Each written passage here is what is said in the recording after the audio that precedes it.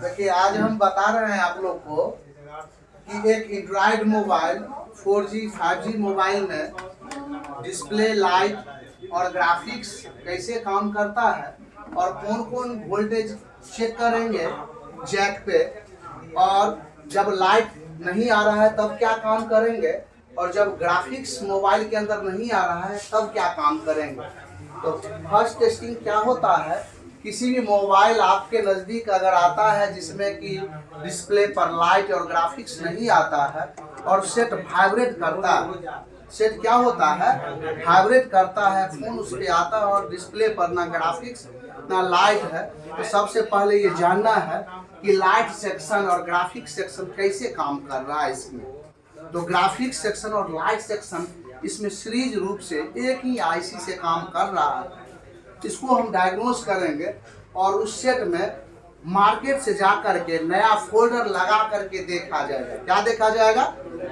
नया फोल्डर लगा के देखने के बाद भी उस पे लाइट अगर नहीं आता है या उसमें लाइट आ जाता है तो आप समझ जाइए कि आपका जो फॉल्ट है वो डिस्प्ले से फॉल्ट है। किससे से फॉल्ट है? डिस्प्ले से। ये डिस्प्ले से फॉल्ट है। नया डिस्प्ले लगाते ही आपका लाइट और ग्राफिक्स ओके हो गया, इसका मतलब मेरा डिस्प्ले क्या है, खराब है। और डिस्प्ले के अंदर सीरीज एलईडी को हम चेक करके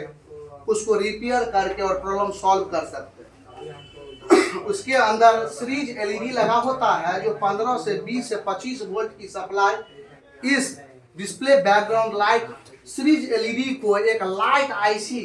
से रेगुलेट वोल्ट बूस्ट कॉइल के थ्रू एक डायोड सीरीज रूप से लगा करके उसके बीच में फ्यूज और कॉइल एनोड वोल्ट बनाया जाता है, जो कि वोल्ट 15 से 18 से 20 वोल्ट की सप्लाई होता है। लेकिन इसी आईसी से कैथोड वोल्ट एक ग्राउंड में लगा रजिस्टर से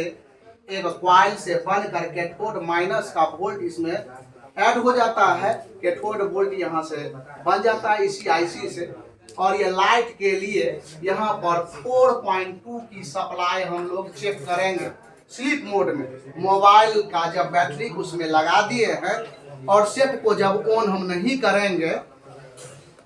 सेट को ऑन नहीं करना है, वो सेट स्लीप मोड में हो, तब यहाँ पर हम ग्राउंड से जब चेक करेंगे तो 4.2 का वोल्टेज की सप्लाई यहाँ पर मिलेगा। तो हम यहाँ पर वोल्टेज 4.2 की सप्लाई अगर मिल रहा है डिस्प्ले जैक के एनोड लेग पे, तो आप समझ जाए कि एनोड जो वोल्टेज बैटरी कनेक्टर जो सप्लाई आ रहा है वो सप्लाई कोई बाहरी रूप से कटा हुआ नहीं है, वो सर्किट ओके है। लेकिन कैथोड को जब हम चेक करेंगे तो यहाँ से यहाँ बाजार बीप रेंज होना चाहिए, तो ओके है। लेकिन इसके बीच में लगा सीरीज एलईडी सबसे ज्यादा काम करता है, लाइट देने का काम करता है, और नमी पानी के कारण फिजिकल डैमेज होने के कारण ये एलईडी सीरीज रूप से लगा है, और कोई एक एलईडी खराब हो जाए तो इस पैनल का कोई भी एलईडी नहीं जलेगा। ये सर्किट ओके रहेगा, फिर भी कोई भी लाइट नहीं जलेगा जब आपका कोई एक एलईडी ओपन हो जाए या खराब हो जाए। तो तब हम क्या करते हैं, आप जो डिस्प्ले चेंज करके फेंक देते हैं उसको हम लोग रखेंगे और उसी मॉडल का डिस्प्ले के अंदर जो सीरीज एलईडी है निकाल करके इसमें फ्लैप पत्ता इसको ऐड कर देंगे तो प्रॉब्लम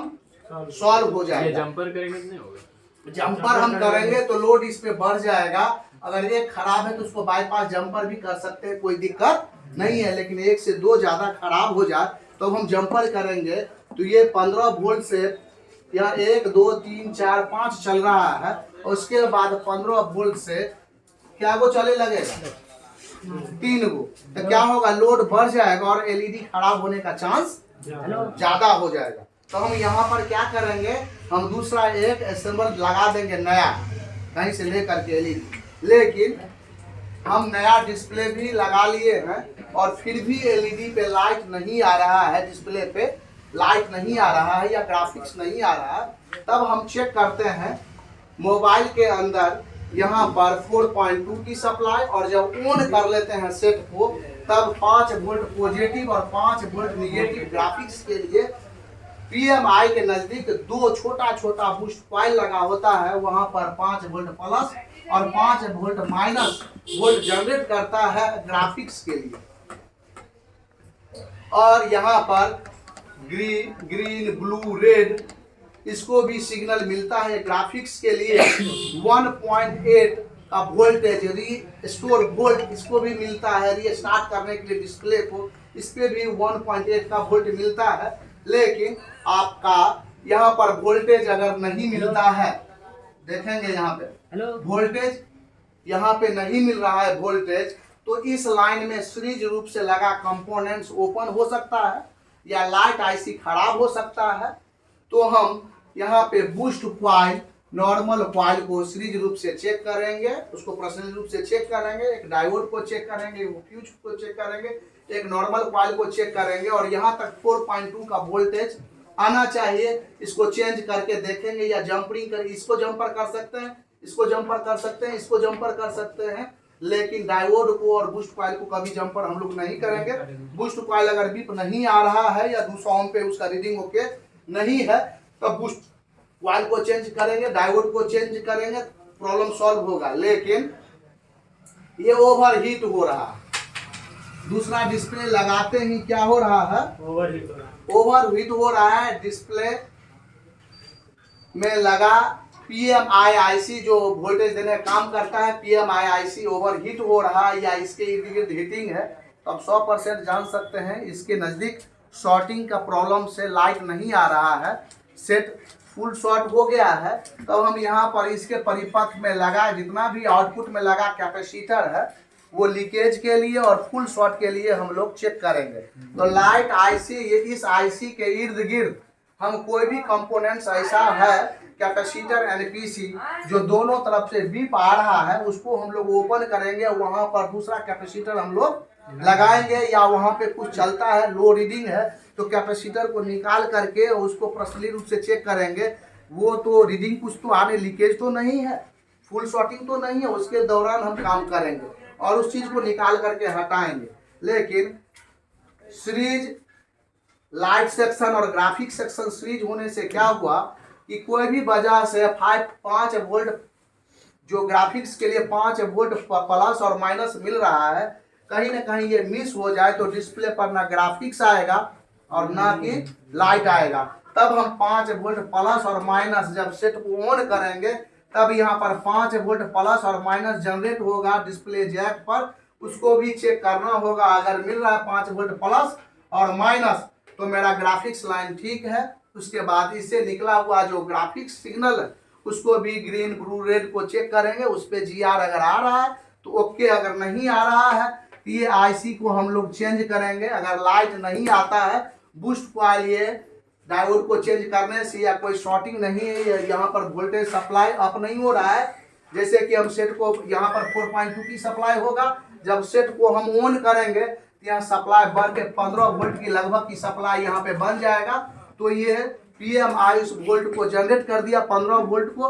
और दिक्कत इधर है अगर 15 वोल्ट जनरेट ही नहीं हो रहा है, हमेशा यह 4.2 का वोल्टेज बता रहा है, तो यहाँ पर 1.8 का वोल्टेज जो इसको मिलना चाहिए इनेबल सिग्नल, इसको वो चेक करेंगे जो PM से वोल्ट आता है या इसके परिपथ में लगा ये वोल्ट सप्लाई नहीं कर रहा है, तो ये PMI को हमेशा हम लोग चेंज करेंगे। जब ऐसा प्रॉब्लम हो, वोल्टेज अप नहीं हो रहा है, वोल्टेज को बढ़ाया नहीं जा रहा है ये IC से, यहाँ पर चेक करेंगे, नहीं बढ़ाया जाए तो ये IC को PMI IC को हम लोग क्या कर देंगे,